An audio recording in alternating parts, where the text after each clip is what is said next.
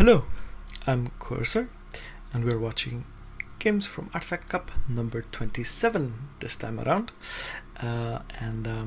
mainly because everyone keeps saying that the finals in this ArtifactCup were something to behold, so let's just jump right into this. I probably won't be casting the whole thing, so I'm just starting with the finals. Now the two players that got to the finals in ArtifactCup number 27 were TenthWave and Tren.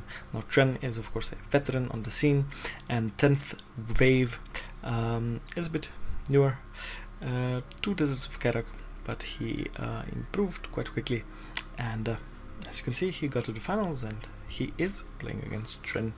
Now the first game will be played on the Boneyard, and Tren will be playing as the Knef, spawning down here, the south side of the map, and up here we have 10th Wave playing as the Coalition.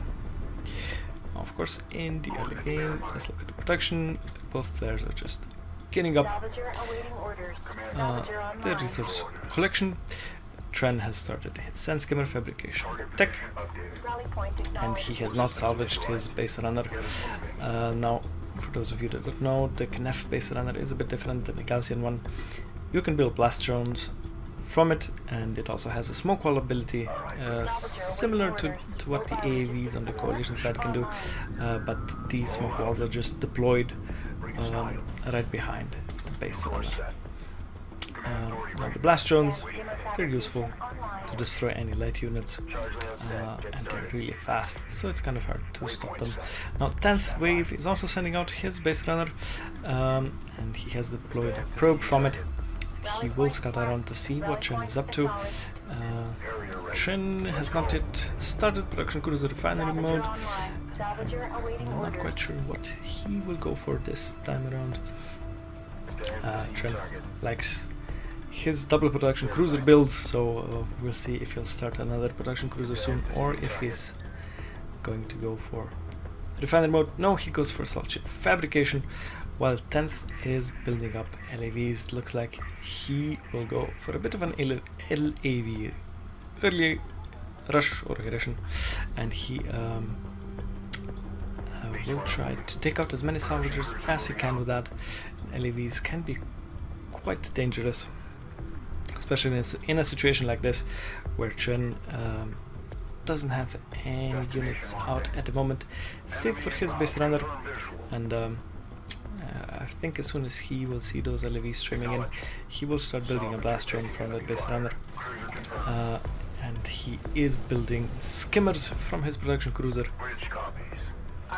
Because the assault ship fabrication is not yet finished, he still needs to hold out a little longer, but that should help him out massively once that research is done. One salvager goes down for Tren, and the LAVs circle back around to deal as much damage as they can.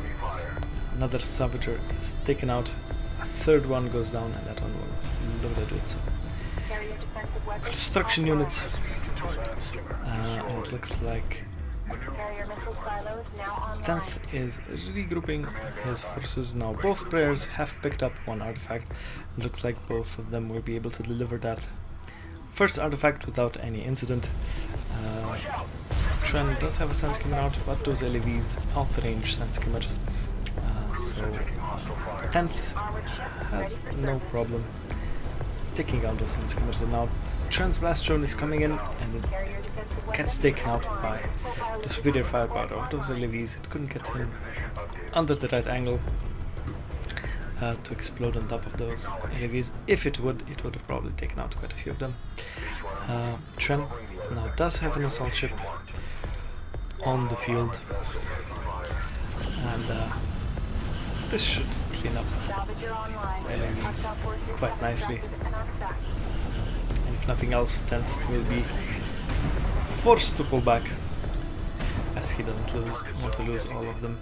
Now 3 LAVs get away, and both players have secured their first artifact, so the artifact score is now 1-1. 10th Wave has been building a support cruiser in the meantime, so his economy will be boosted shortly, or rather will be more efficient, because he won't have to long distance mine from his first bulkhead. Tren did not hit the research production cruiser final mode because he went for the interceptor fabrication, and it's just about done. So he is going for air, and considering that TenthWave just has AAVs and LAVs on the field, that should be quite a good move for Tren. He should be able to deal some damage as soon as he will be able to construct a wing of those interceptors, and Tren is now intercepting 10th based on another with his assault ships, and that one won't make it away, I'm afraid. He was trying to lure his assault ships to that turret post here, but I'm afraid it's behind the dune. Probably wouldn't be able to shoot those assault ships anyway. Tren now has an interceptor ready, and he launches it from his carrier. Interesting to see what targets he will choose for it. He might go for that turret post, but as soon as he spots that AAV coming in on his location, he switches targets to that AAV to deal as much damage as he can before it reaches his base, as these AAVs are quite tough, and if you don't have any means of getting rid of them very quickly, they can deal considerable damage to your economy. Usually coalition players just target down salvagers, but Tren is chipping away at that AAV with his interceptor. Now the assault ship should be able to deal the finishing blows to that AAV. In the meantime, Tren has moved out with 2 assault ships. He has harassed 10th main. It looks like 10th lost a single salvager, and 10th also has strike fighters of his own. And now 10th has 4 ready to go, and Tren is still on 1 interceptor. Now Kharak and Gaussian interceptors are much better at air-to-air battles than strike fighters, so this could potentially get quite ugly for 10th wave if Tren builds up a full wing of those interceptors, and indeed he has 2 more interceptors queued up, while he is now mining from his first bulkhead with the production cruiser having the refinery mode research, so Tren's resourcing should be more effective now, and the strike fighters finally take out Tren's assault ship, and 10th is now able to resume mining from his main, and I'm not quite sure what 10th is building at the moment. It seems he is building up LAVs, and now 10th is sending out some strike fighters to scout around, and as you can hear, Tren's interceptor afterburner upgrade has just completed, so these interceptors will be really fast, and those strike fighters were returning back to base at just the wrong moment, and one of them gets taken out immediately. Tren, of course, is now focusing down salvagers and that support cruiser with his interceptors. If he would have a full complement, a full ammo, well, basically if his interceptor would have full ammo, they might have been able to take down that support cruiser. I believe it was already damaged, but we'll see what will happen. Second production cruiser is now out for Tren. Tren has been building up his ground forces. He knows he can't rely on just air to win this battle, and 10th wave has missile batteries on the field, so Tren will have to be very careful where and how he deploys those interceptors. Now, if he is quick enough with his micro and with his command, he should be able to avoid most damage from those missile batteries. They do fire slower than the Gaussian and Kharak variants, I believe, and that should leave some more reaction time for Tren to avoid unnecessary damage. Tren has deployed 5 interceptors now, and he dealt some damage there. And now Tren is coming in with the group of sand skimmers. He's going to try and deal the finishing blows to these salvagers. And it looks like 10th is not reacting to this attack. Those salvagers are just sitting there waiting to get taken out. And Tren decides that he's going to try and take out that missile battery with his sand skimmers. Other strike fighters will focus down those sand skimmers.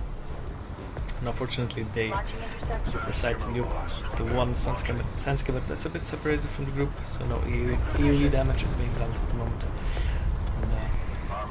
Tren should be able to take down these 2 salvagers, but I believe he's not microing that at all. His attention is right here, where his interceptors are taking out railguns that have been constructed by TenthWave, and now he is going to hunt down that one strike fighter that's still attacking his sand skimmers. So it looks like both pairs are going for air builds, or at least supportive air builds. Tren doesn't have much of a ground presence at the moment, while 10th Wave has missile batteries on the field. He has a couple of railguns, and how many? Six LAVs at the moment. But all in all, it certainly seems like the playing field is still quite even. There are small skirmishes now in the middle of the map. Tren is trying to scout around to see where 10th main army is and just what 10th is up to. It looks like Tren did not open up his second bulkhead yet. That salvager is sitting there.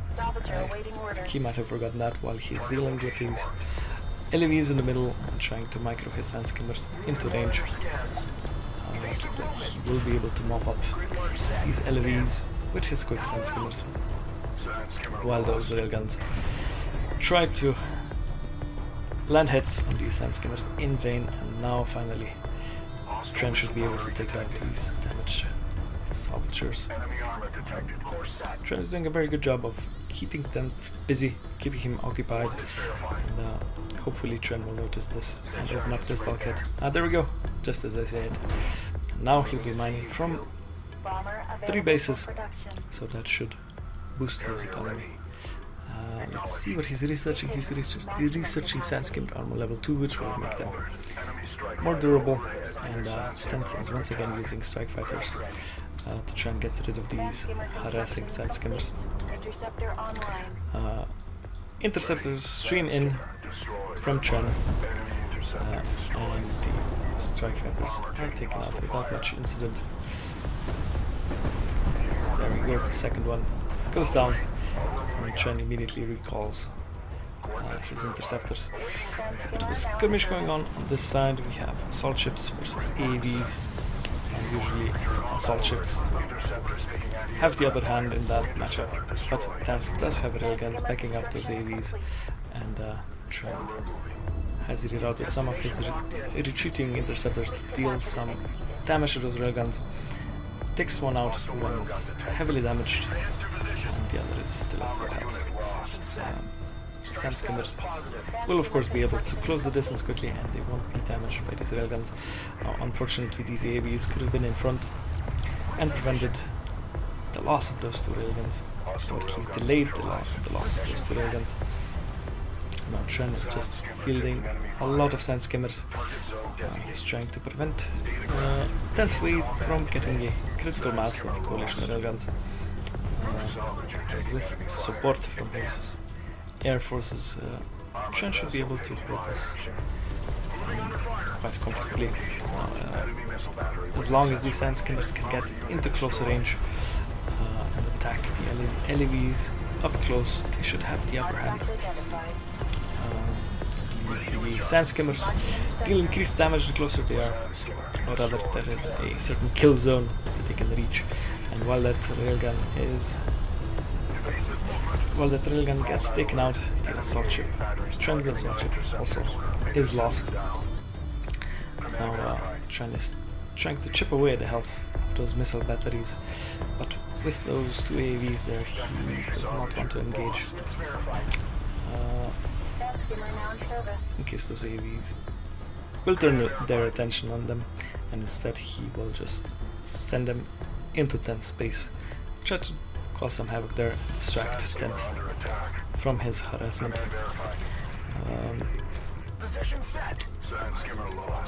Tren has researched precision bomber fabrication, and now he already has a bomber in his hangar.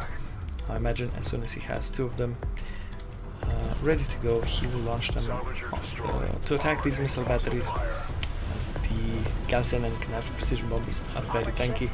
10th uses the mortar ability on his missile batteries, and that mops up the salvagers quite effectively. And now these 4 assault ships should be able to deal with the AAVs and missile batteries quite effectively.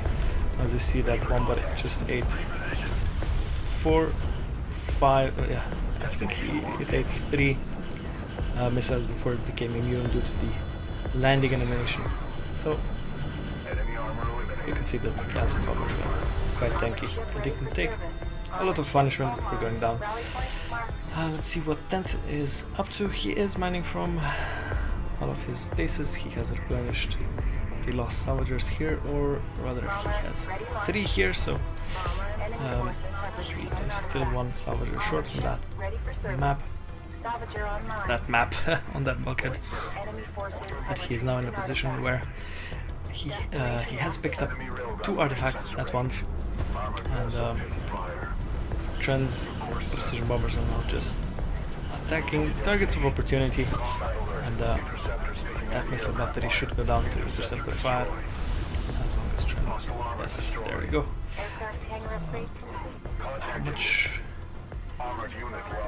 How many units does Tren have? He is building another bomber, so he will have 3 in total, and 1 interceptor is still alive from his initial forces.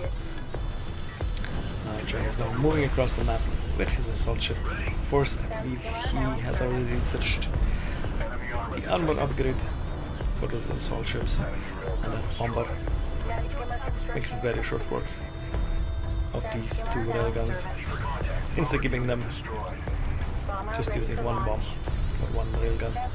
If they were clumped a little closer, 1 bomb could have taken out both of them. And if these railguns aren't careful, they can be intercepted by these assault ships. It looks like Tren is not yet aware that these railguns are there, and they will be able to open fire on these assault ships. So Tren retreats. Surprisingly enough, 10th keeps both of those base landers alive, and if he delivers those 2 artifacts, he will be ahead in the artifact count. And since the clock is steadily ticking down, if Tren does make something happen, 10th might be able to run the clock on that one. Another bombing run coming in from Tren's bombers, and he drops a bomb on the base runner and then switches to the missile battery. It looks like Tren has... no, he hasn't yet. I just miscounted. I thought he has already researched the ammo capacity for the bombers, which would increase the number of bombs they can use to 4, and he is just now researching that. He knows that these bombers are being very effective in this match, and in the meantime Tren is once again attacking 10th space. He's trying to take down this support cruiser, and if he does, that will mean that TenthWave will have to construct a replacement for it, or at least he will be forced to long distance mine from that location. Surprisingly enough, Tren is now being left alone on his side of the map. Tren has mined out his main base CUs, so we are approaching the end game right now. 10th has placed some anti-air turret posts, or is that just one? That's just the one in the extraction zone, and Tren is once again launching bombers, and with that ammo upgrade they will be able to deal massive damage. And Tren is just dealing as much damage as he can to these approaching AVs, and before they are even close to the base, be taken out effectively. 10th has picked up another artifact with his base runner. 10th is ahead 3-1 in the artifact count. Artifact count. There are also a bunch of railguns coming in towards Tren's position. But those circling bombers will be able to deal with these quite effectively once those bombers replenish their ammo, and even interceptors will be able to deal respectable damage, but they won't be able to take them out quite as quickly. Tren, if he's not careful, his carrier is exposed right now, and all of those railguns will be able to open fire on his carrier. And oof, that hurt, and it's going to continue to hurt until Tren deals with that. Now, he is launching missiles from his carrier. He has enough power in that system to do so, and it looks like his bombers will mop up this railgun